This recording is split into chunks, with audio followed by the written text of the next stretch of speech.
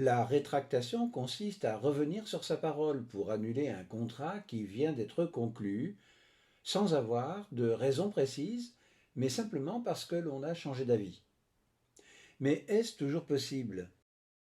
En matière contractuelle, le principe du consensualisme veut que dès que deux personnes consentent expressément à ce qu'au moins l'une d'elles respecte des obligations au profit de l'autre, le contrat est parfaitement valable et devra produire tous ses effets. Il existe bien des exceptions au consensualisme qui veulent l'accomplissement de formalités supplémentaires comme la rédaction d'un écrit pour les contrats solennels, si la loi l'exige à peine de nullité ou que la jurisprudence l'a admis, ou la remise à l'autre d'une chose pour les contrats réels comme un prêt, un dépôt ou un gage, afin que le contrat ne soit parfaitement valable.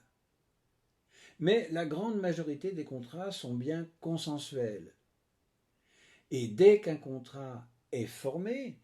aucune des deux parties n'est censée revenir sur sa parole pour le modifier ou pour l'annuler, même si le contrat n'a pas commencé à s'exécuter. En effet, le Code civil n'autorise la révocation d'un contrat que dans deux hypothèses. Si les deux parties en conviennent ensemble d'un commun accord, ou si la loi le permet, souvent d'ailleurs en respectant des préavis ou des formalités. Ainsi, à ce jour, la loi, à travers différents codes et un arrêté,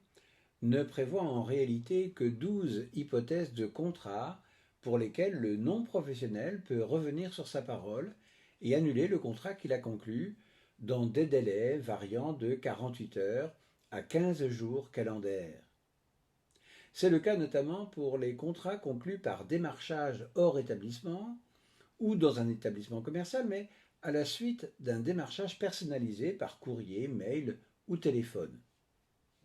Et surtout, les ventes de biens ou de prestations de services conclues par correspondance, par téléphone, via les achats intégrés aux applications ou aux logiciels, et plus généralement par Internet.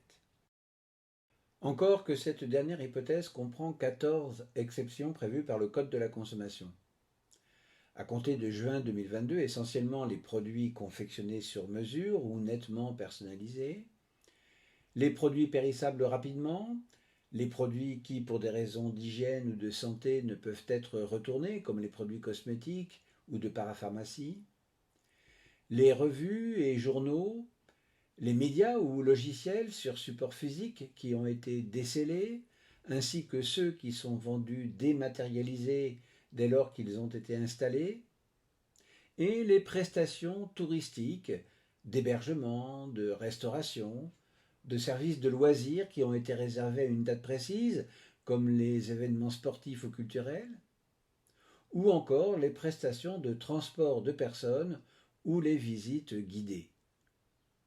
Néanmoins, le professionnel doit avertir le consommateur de l'absence de ce délai de rétractation, faute de quoi il serait amené à dédommager ce dernier qui en subirait un préjudice.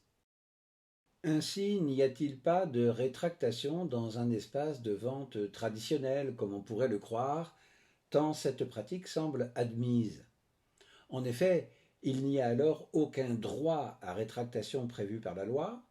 à moins que le professionnel n'en accorde volontairement un, aux conditions qu'il souhaitera, soit parce qu'il l'a prévu dans ses conditions générales de vente, ou encore parce qu'il y consent à titre commercial. Mais si le consommateur ne peut pas se rétracter,